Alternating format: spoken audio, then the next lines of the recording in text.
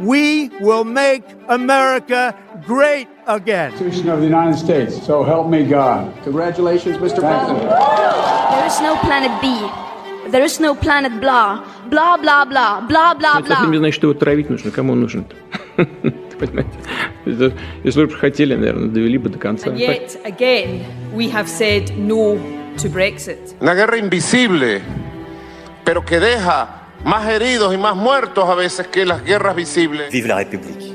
Vive la France. Our company is now Meta. Diplomacias, con José Luis Orella y Juan Carlos Nieto. Como en todos los podcasts, buenos días, buenas tardes o buenas noches, porque en alguna parte del mundo es una de estas cosas. Este se llama Diplomacias y está hecho para usted.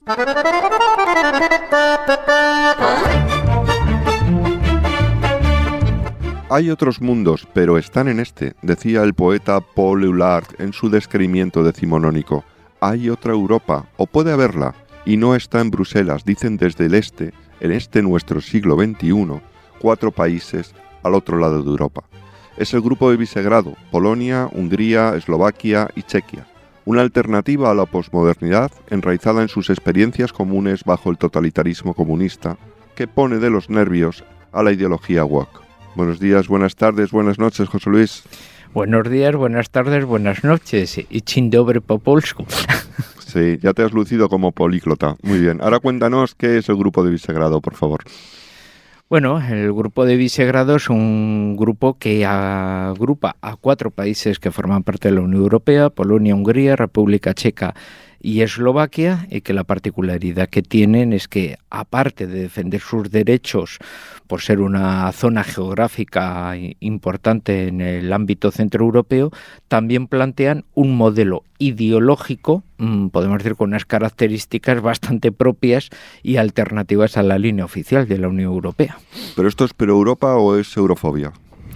No, es Europa. Ellos lo que admiran, en definitiva, es el modelo europeo del Tratado de Roma, el que firmaron Konrad Adenauer, Alcide de Gasperi y Maurice Schuman, pues cuando se inició. O sea, aquella Europa que parecía la aldea de Asterix frente a la Unión Soviética y que era como un reducto donde todavía se mantenía la defensa de la libertad y de los principios de la civilización cristiana europea. Bueno, pues en definitiva ellos lo que quieren es formar parte de aquello que lo que les vino, les conoció, lo idealizaron en la época comunista, y cuando han tenido oportunidad y han recuperado sus libertades, pues forman parte de ella. Y ahora se encuentran que Europa, bueno, pues defiende otras cosas.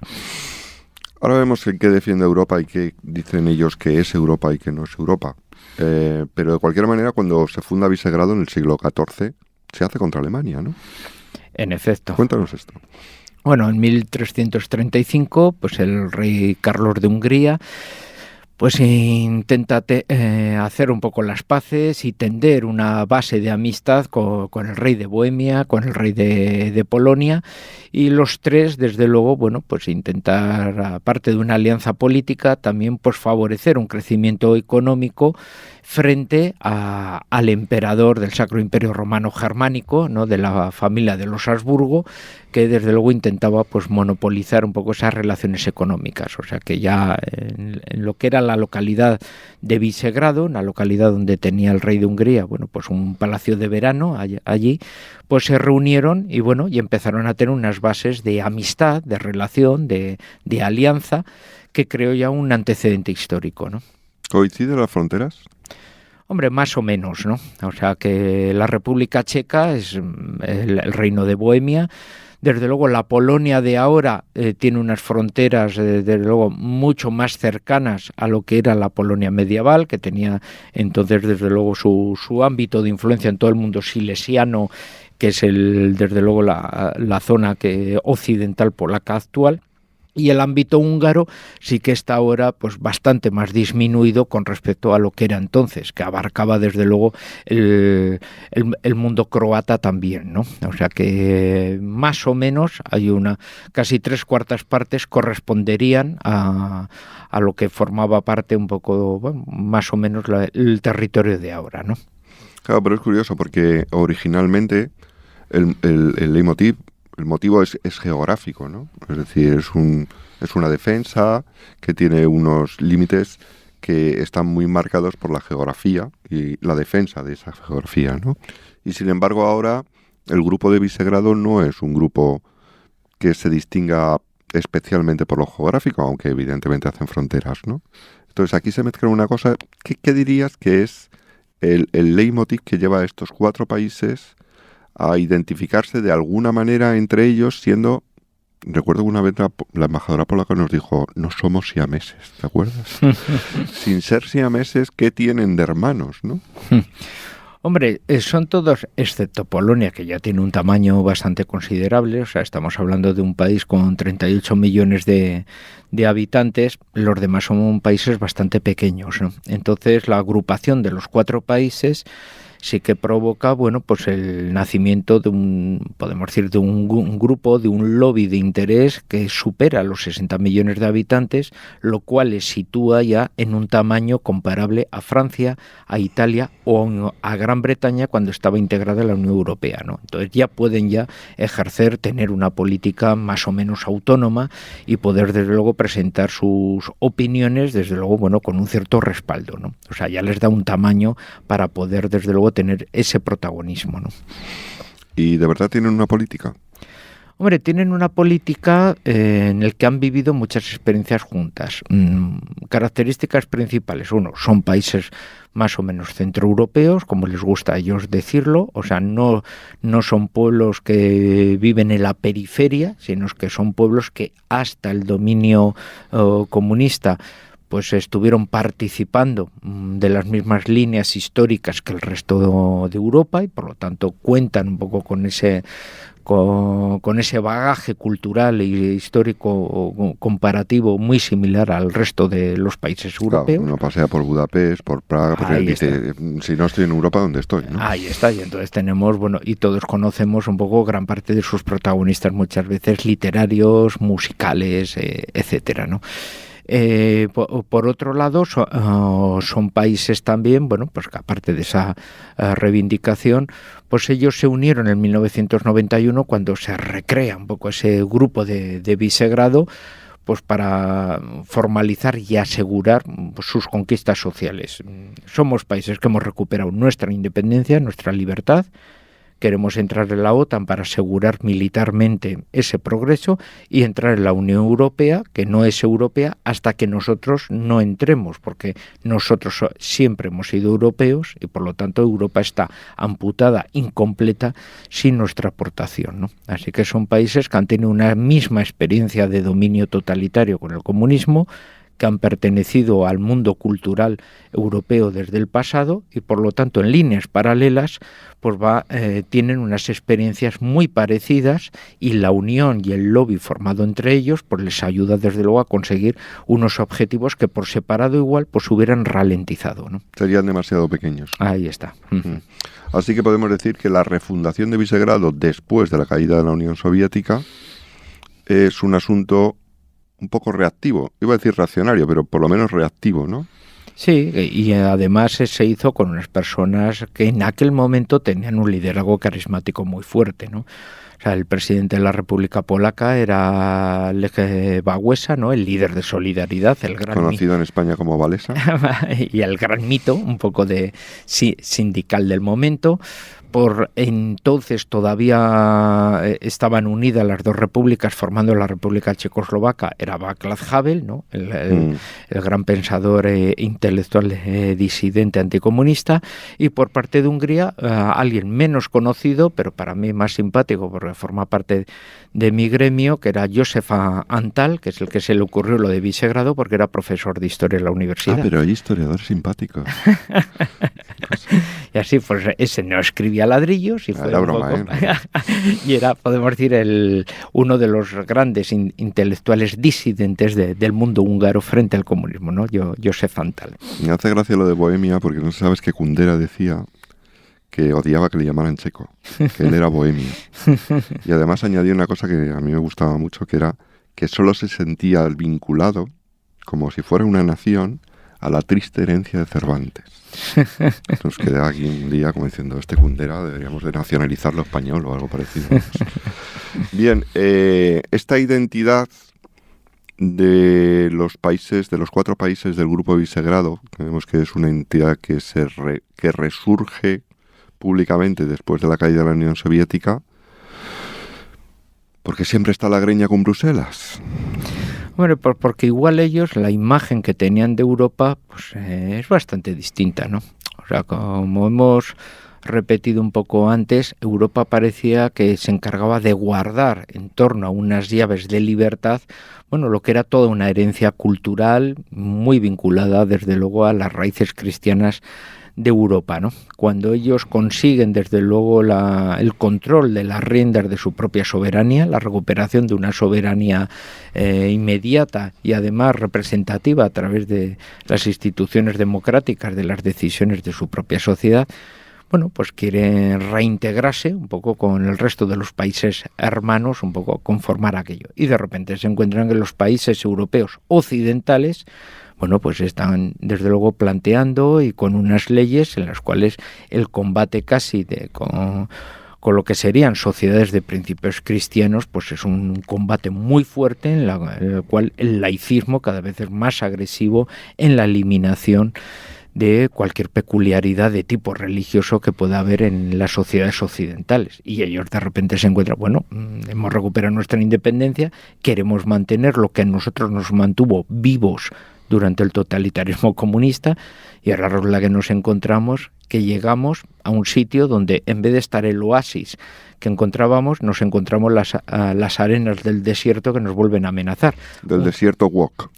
Un nuevo totalitarismo de una forma diferente y que tienen que volver otra vez a rearmarse socialmente para defenderse de ese nuevo totalitarismo. Sin embargo, la mayoría de los problemas han sido con Polonia. Ahora podemos repasar estos problemas que tienen que ver con el Tribunal Constitucional, con la estructura de medios de comunicación, bien, con una serie de cosas. Han sido fundamentalmente con Polonia y con Hungría, pero mucho menos con Chequia y con Eslovaquia, ¿no? Sí, muchas veces. Primero también, bueno, pues por los cambios un poco políticos. O sea, algunos de los puntos en los cuales han chocado no estamos planteando que sean de afinidades ideológicas. O sea, los 4 países han estado defendiendo sus peculiaridades con puntos muy transversales entre los 4 y cada partido de gobierno con posiciones completamente diferentes. O sea, Eslovaquia tradicionalmente siempre ha tenido gobiernos de izquierdas vinculado al Smer, que es el Partido Socialista Eslovaco, aunque ahora el gobierno esté conformado por una coalición de centro-derecha, ¿no? Entonces, o la República Checa, tradicionalmente ha estado el partido Ano de Babiš, que pertenece al Internacional Liberal, y en cambio, pues ahora tiene una coalición también de centro-derecha un poco en ese ámbito, ¿no? Entonces, quiero decir que hay puntos que les ha unido por sus situaciones, por sus circunstancias, pero los partidos de gobierno que han mantenido una posición, podemos decir, aliada o coaligada, curiosamente pertenecían a internacionales políticas muy distintas entre ellas, ¿no? O sea que no podemos ver esto en términos izquierda-derecha. No. Y sin embargo, desde aquí siempre se plantea en términos, yo diría, centro-extrema derecha. Sí. Es el planteamiento que hay desde, por lo menos de España. También desde otros países de Europa. Sí, pero quiero decir que, por ejemplo, los socialistas eslovacos, pues bueno, pues tenían una posición bastante nacional, son un país de 5 millones de habitantes, por lo tanto mucho más sensibles a nivel de fronteras a la posibilidad de que pueda venir gente de fuera, porque están viviendo, podemos decir, como un nacionalismo adolescente, y desde luego pues tienen una visión mucho más sensible de supervivencia de su propia nación con respecto a otros, aunque sean el partido representativo de la Internacional Socialista en su propio país. Ahora tienen una coalición de centro-derecha, pero el partido de gobierno, por ejemplo, de Eslovaquia, forma parte del Partido Popular Europeo. No estamos hablando de una formación ultra radical o extremista, sino de una formación más bien de centro-centro-derecha, ¿no? Y el resto pasa lo mismo. La República Checa es una formación de partidos liberales conservadores, y el anterior, el que estaba en el gobierno, que se ha procurado que toda la formación de oposición impida que llegue Babiš al poder, el denominado Trump checo. Bueno, el Trump checo formaba parte de la Internacional Liberal Y aquí en España formaría parte de los mítines con Ciudadanos. O sea, no estamos hablando precisamente de una persona de planteamientos radicales de algún signo, sino puro centro. Tal vez la intención desde algunos sectores de la política española, más que definir lo que pasa en el este de Europa, es crear un patrón para luego compararlo, crear un patrón muy demonizado para luego compararlo con algunos de los de aquí, ¿no? Que es una cosa de comunicación y propaganda política más bien que de historia, pero...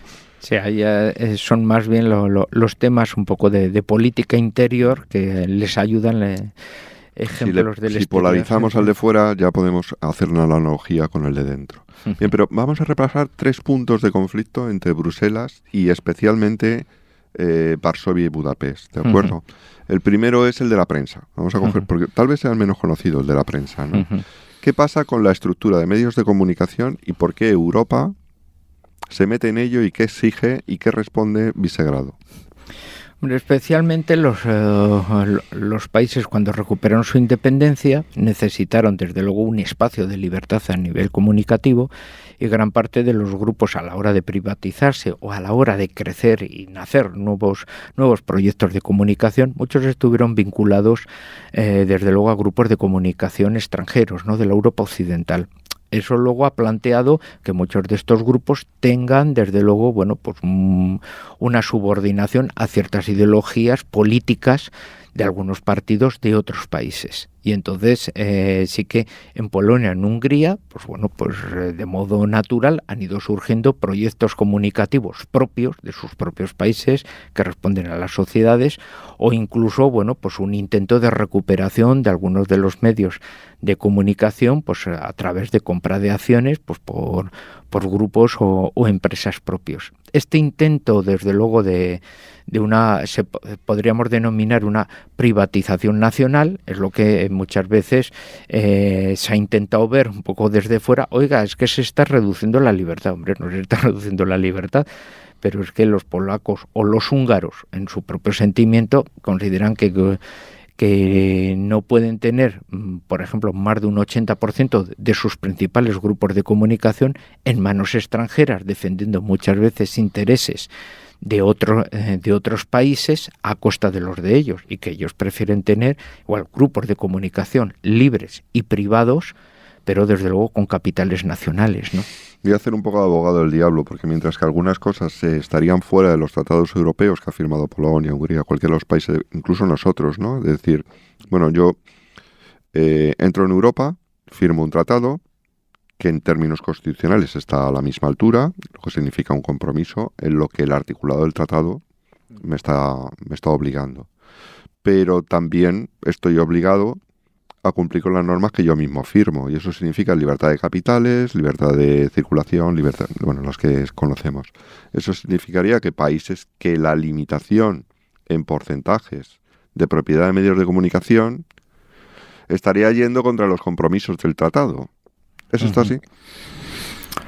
Hombre, se acerca un poco a los límites. Lo que pasa que ellos sí que están procediendo un poco en ese aspecto a que como hemos dicho, a una recuperación, ¿no?, un poco de muchos de los grupos, o creación de nuevos grupos de comunicación que van consiguiendo desde luego un nuevo protagonismo, y desde luego un poco bastante más combativos, esencialmente con algunos grupos de comunicación que se instalaron, que consiguieron desde luego una gran preponderancia, y que desde luego, bueno, pues han ido variando un poco su compromiso, siendo representativos ahora más bien de puntos de vista políticos de otros países, y muy combativos contra la línea de los gobiernos actuales, ¿no? Exacto. Así que bajo unas exigencias económicas, realmente lo que estamos viendo son realineamientos de la estructura de comunicación política. Ahí está. Si nos vamos al caso, por ejemplo, de Polonia, pues siempre han tenido 2 grandes periódicos, Gazeta Wyborcza, para entendernos que sería como El País, y Respospolita, que sería como el ABC. Bien, pues Gaceta Wyborcza sigue su misma línea, se puede decir siempre más bien como de centro-izquierda, de oposición claramente a los gobiernos de derecha que han existido siempre en Polonia, y muy alineado con todos los planteamientos de transformación social, y que esencialmente va con una visión muy crítica frente al pensamiento católico. Por el contrario, Respospolita siempre ha sido un medio conservador. En los últimos años cambió de capital y se ha posicionado en una línea, se puede decir, bastante liberal y muy crítica frente al gobierno, lo cual de repente pues plantea que claro, los dos grupos principales mediáticos y en papel pues están en contra del gobierno. Vamos, que esto no es Moscú, como se quiere plantear en algunos casos. Bueno, te doy tablas, o no sé, bueno, sí, tablas. Segundo tema, el Tribunal Constitucional. Este es un tema curioso porque parece que solamente los polacos tienen problemas con Europa, con Bruselas, quiero decir, ellos negarían lo de tener problemas con Europa, porque dirían nosotros somos Europa. Tener problemas con el Tribunal Constitucional respecto a su composición, su normativa interna, etcétera, etcétera. Este ha sido probablemente el punto de mayor fricción y el más conocido en España y probablemente en muchos países europeos.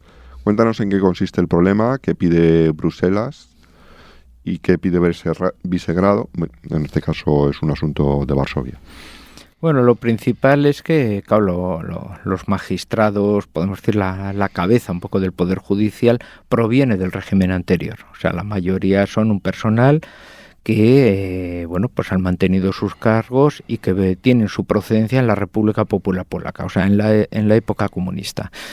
Cuando ha subido el partido Ley y Justicia, pues ha procedido a una reforma, pues como sucedieron en muchos países, y adoptando un modelo de cambio, que es un modelo de cambio que hemos tenido en muchos países. O sea, recordemos que, por ejemplo, en España se adoptó un modelo con incluso una edad de jubilación en la cual pues gran parte de la magistratura procedente del régimen anterior pues fueron jubilados, fueron sustituidos por una nueva generación de magistrados, y se adoptó un modelo que en aquel momento pues estaba muy en vigor en Francia, en Italia, etcétera, con un consejo de poder judicial que gobernaba, y podemos decir en la cual pues muchos de sus participantes pues van a estar nombrados por el poder legislativo, por el poder ejecutivo, etcétera, ¿no? Y que pues no planteó problemas sobre la independencia judicial en aquellos momentos. Polonia adopta un modelo que es muy similar al que tenemos en España, en el cual ese consejo del poder judicial que gobierna el poder judicial, que debe ser independiente como en toda democracia, pues gran parte de sus representantes o de sus miembros proceden del ejecutivo y del legislativo, ¿no? Son elección un poco de estos poderes.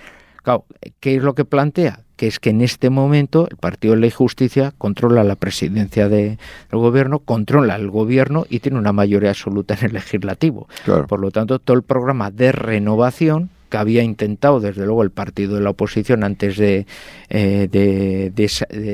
partido que estaba en el gobierno, que perdió las elecciones y perdió todos los ámbitos, intentó presentar sus candidatos, no le dio tiempo, salieron rechazados por un parlamento ya con una mayoría absoluta.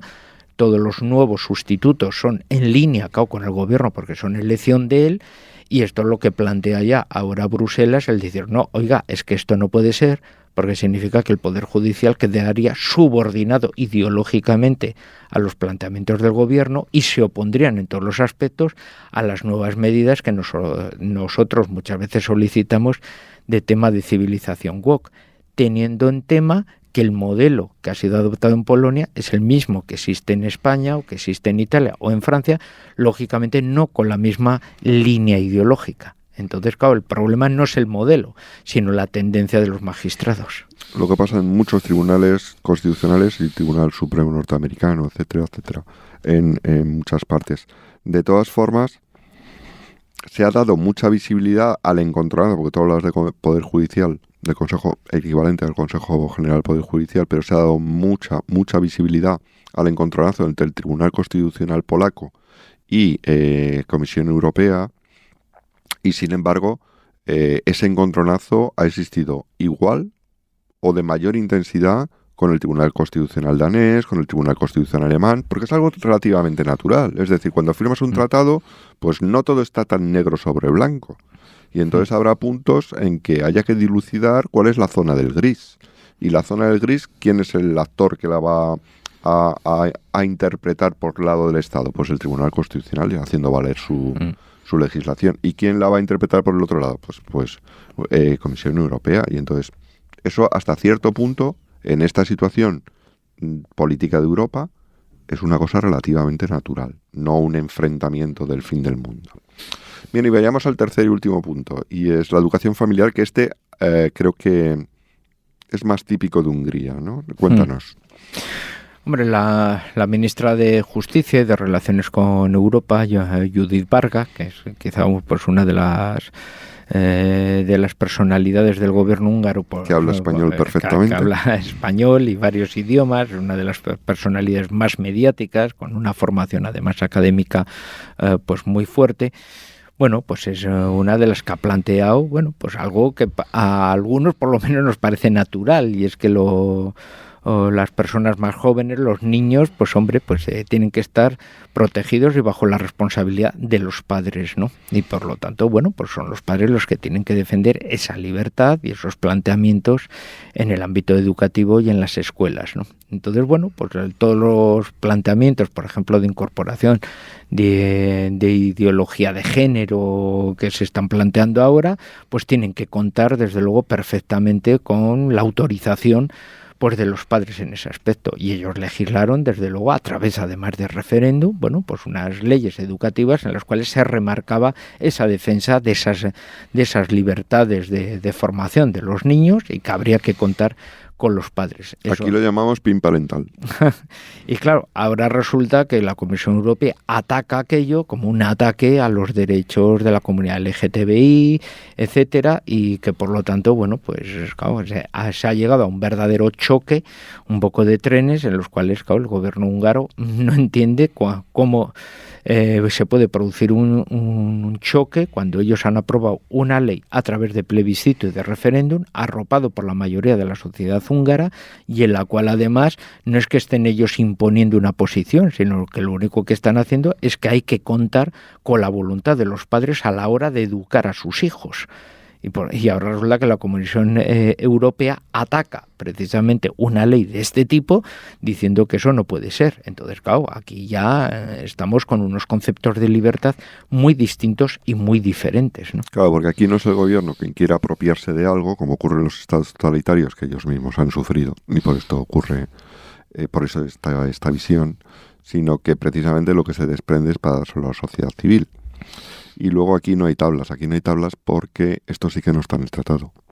Es decir, es algo sobre lo que supuestamente no tiene competencias Europa. Y en esta batalla y en este pulso tan continuo, que tiene un trasfondo tan poco político, pero sí muy, muy ideológico, y muy antropológico, incluso diríamos, que tiene que ver con que los regímenes tienen que entrar en un patrón y no pueden tener diversidad en Europa dentro de lo democrático, aunque se le llamen en democracias liberales, o qué pasa con el estatus de la familia, sobre todo en la educación, o hasta qué punto se puede autoorganizar los sistemas de comunicación. Europa da respuestas, y me gustaría que nos comentaras básicamente qué está pasando con los fondos europeos condicionados por estos conflictos. Hombre, pues que están en fase de congelamiento, ¿no? O sea, Hungría tiene más de 7.000 millones de euros de fondos europeos congelados, que no han llegado desde luego a poder ayudar a la economía húngara. Tengamos en cuenta, después del parón del COVID que ha afectado a todos, Polonia tiene desde luego más de 16.000 millones también de euros congelados por los diferentes motivos, y desde luego se está utilizando las ayudas a las cuales tienen derecho pues a congelar para, desde luego, favorecer ese tipo de chantaje, ¿no? Por ejemplo, en el caso polaco, todos aquellos ayuntamientos que abarcaban pues más de una cuarta parte del país, que se habían declarado claramente pues como municipios liberados de influencia de ideología de género, etcétera. Eso es como la mejor defensa es un buen ataque, ¿no? O sea, suena como... Bueno, es un poco como en España cuando hubo muchos municipios que se declararon desnuclearizados, ¿no? En su momento. Y no sé si la comparativa es buena, pero bien, vale. Y así, que no sé si era pues que eliminaban el aparato de rayos X en el ambulatorio, alguna historia de estas, ¿no? Que vamos, no entiendo yo aquello. Suena conspiranoicos total. Entonces, bueno, eran cuestiones, unas medidas que desde luego queda puramente a la propaganda sin ningún tipo de efecto, pero que la Comisión Europea se lo tomó bien en serio. Hasta que los municipios no retiren este tipo de cuestiones, aunque hayan sido aprobadas en los ayuntamientos, no recibirán estos ayuntamientos las ayudas económicas a las cuales tienen derecho. Entonces, claro, hay un chantaje, desde luego, fortísimo, congelación de miembros de todos los fondos, y que por parte incluso de Polonia, después de toda la ayuda, de todas las ayudas económicas que ha desarrollado a los millones de exiliados ucranianos... Espera, con eso entramos luego. No mejoro ver la escaleta. Hay otra cosa antes. Parece que toda la oposición a la filosofía Visegrado es un asunto que viene desde Bruselas, ¿no? Uh-huh. Pero ¿qué hay en contra de la filosofía Visegrado dentro de los países de Visegrado? Hombre, desde la caída del comunismo fueron llegando asociaciones, podríamos decir, culturales o no gubernamentales, que se fueron forjando, que se fueron consolidando con ayudas exteriores, pues con el objetivo de formar, bueno, los militantes o lo que en definitiva sería la nueva clase política en unos principios democráticos de todos esos países, ¿no? Con un montón de dinero, de becas, etcétera. Muchas fundaciones, pues bueno, son las propias fundaciones culturales de las internacionales, ¿no? Que bueno, pues de las internacionales de los partidos, de los partidos y así. Pero luego también hay otras asociaciones que desde luego no están vinculadas a formación, pues como es Open Society, etcétera, o Freedom House, que son bueno, pues formaciones, muchas de ellas con intereses capitales en Estados Unidos, y que bueno, pues que han ido desembarcando en estos países, pues para procurar formar un poco en valores democráticos esa nueva clase política. Lo que para que realizada la primera fase, la formación un poco de dar becas y formación externa a muchos de aquellos estudiantes iniciales. Víctor Orbán fue uno de ellos. Ahí está. Pues ahora resulta que estamos en una segunda fase, que es en la cual pues ellos están proporcionando una generación nueva de políticos que curiosamente son los más combativos contra esta línea que están llevando los gobiernos de los países de Visegrado. Parece un poco de laboratorio, ¿no? Totalmente. Entonces, incluso físicamente, esa nueva clase política, pues casi tiene unas características comunes, ¿no? Todos tienen, desde luego, una apariencia bastante atractiva, son varones, una apariencia física atractiva, jóvenes profesionales que han triunfado en la vida, sin un pasado muy reconocido, totalmente con una formación, podemos decir, muy globalista en el extranjero, en su país. Bueno, un poco la típica imagen del triunfador de la vida. Un poco libertarios, ¿no? Como los líderes del Partido Pirata, Kirk, en Budapest, Karasony, todos, no sé, suenan... Son un poco esa... No quiero decirlo porque sea así, pero es un poco... Macron de joven o... Eso es, sí, sería un poco esa imagen que muchas veces nos cuesta un poco identificar, porque claro, Macron, por ejemplo, pues sí, tiene una imagen, esa imagen juvenil, que fue gerente de la banca Rothschild, pero fue ministro socialista, entonces es muy difícil de identificar en qué polo está, porque en unas cuestiones es un hombre de izquierdas, en otras cuestiones es un hombre totalmente de empresa, o sea, es un hombre desde luego que está muy vinculado a intereses internacionales, no propiamente nacionales, por eso los choques profundos que tiene dentro de su país. Y ese modelo tipo Macron son los modelos que se están desarrollando desde luego en los países de Visegrado, son casi fotocopias un poco de él. Y sin embargo aquí son muy urbanitas y la vía de acceso al poder ha sido a través de las alcaldías.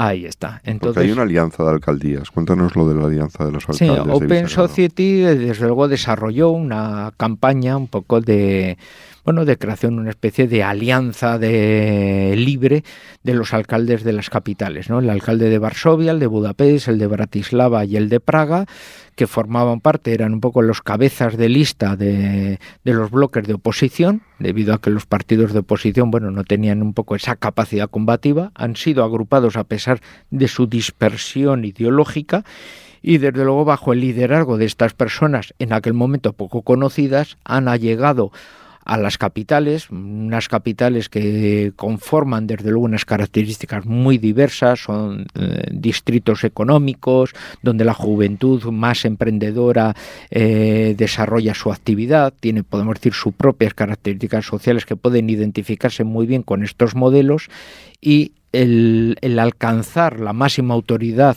del ayuntamiento les da además una proyección desde luego a nivel de comunicación muy importante, casi como una especie de líder de oposición frente al gobierno. Pero muy institucional, porque luego coges el censo, los resultados electorales, y no se corresponden con eso, porque el mundo rural y el mundo menos urbanita es la antítesis.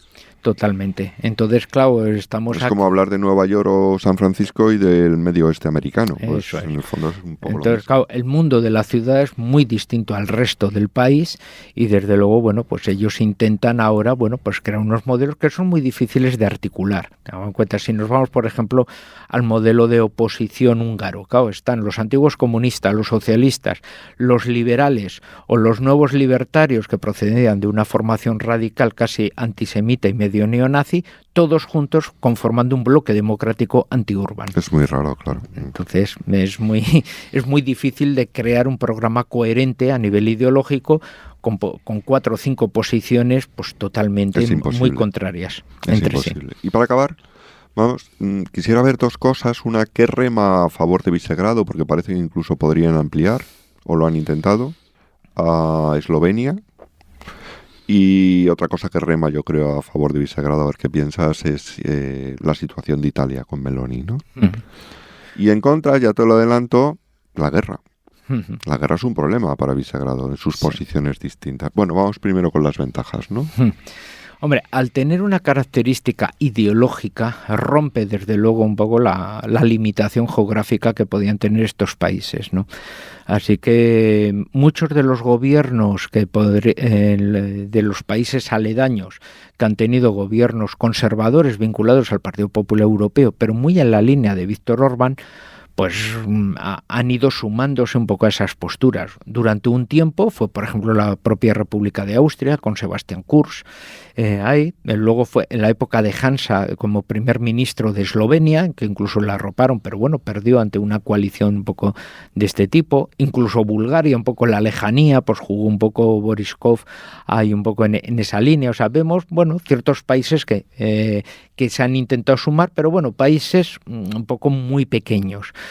El principal peligro un poco que veía Bruselas era el que se podría sumar un país grande, desde luego, y además con el título de fundador casi de la Unión Europea, que es el caso de Italia. Y del sur. Ahí el que el grupo de Visegrado pueda ampliarse a un área como la Europa mediterránea, muy castigada por la crisis, incluso con la denominación despectiva de países PIG por parte un poco de los norteños de Europa, y que desde luego podrían sumarse en una alianza con los que conforman la parte este de Europa en un núcleo alternativo al eje franco-alemán, pues empezaba a denotar una pinza de manera un poco peligrosa. Claro, Italia no es un país cualquiera, es un país que supera los 60 millones de habitantes, es un país fundador de la entonces Comunidad Económica Europea, y desde luego el gobierno de Italia tiene un peso específico, desde luego en Bruselas, muy importante, que rápidamente, claro, esas imágenes de Giorgia Meloni con Víctor Orbán, pues empezaron a quebrar, y a pegar muchos sustos a miembros de la comisión, ¿no? Y sin embargo la guerra ha sido No un golpe, pero ha abierto una grieta importante en el grupo, ¿no? Sí, porque es un grupo en lo cual pues cada país, como hemos visto, tiene unos principios nacionales muy fuertes, muy importantes. Y las relaciones, desde luego, con Rusia y con Ucrania son muy distintas y muy diferentes.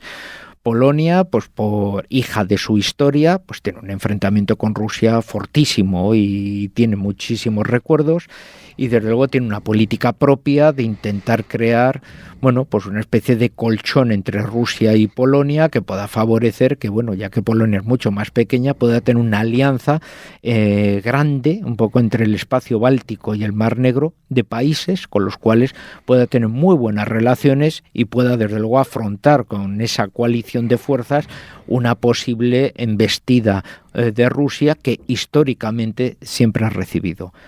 Y de la cual están convencidos que van a recibir. Ahí está. Entonces, bueno, pues son hijos un poco de su historia. En el caso húngaro es un caso muy distinto y muy diferente. Hay una minoría húngara que forma parte de Ucrania, que es la Transnistria, que perteneció al Imperio Austrohúngaro, perteneció luego a Checoslovaquia y quedó incorporada a la Unión Soviética, y de ahí ha sido heredada por Ucrania. Claro, esa comunidad étnica húngara ha sufrido, igual que la rusa o la polaca, la eliminación de sus aspectos culturales, lingüísticos en las escuelas, la eliminación de sus monumentos históricos, y por lo tanto, claro, no le puedes pedir al primer ministro húngaro que sea muy solidario con el primer ministro ucraniano, que desde luego ha proyectado leyes en contra de la comunidad húngara a nivel educativo. Entonces, lógicamente, eso no se transmite en nuestros medios de comunicación, pero existe, y desde luego ese proceso de alejamiento pues se produce, ¿no? Tú, bueno, no estamos a favor de las dobles nacionalidades, pero si hubiera doble nacionalidad, a lo mejor un pasaporte de bisagrado estaría... Hombre, sería interesante. Sería interesante para viajar por el mundo. Bueno, pues ya hemos hecho mucho más de lo que hace cualquier sección de internacional de cualquier medio. Con la ayuda de Caterina Arzola. José Luis, nos vemos en la próxima y nos hablamos en la próxima. Muchas gracias. Diplomacias es un podcast de la Universidad CEU San Pablo para el debate, con la colaboración de la Academia de la Diplomacia.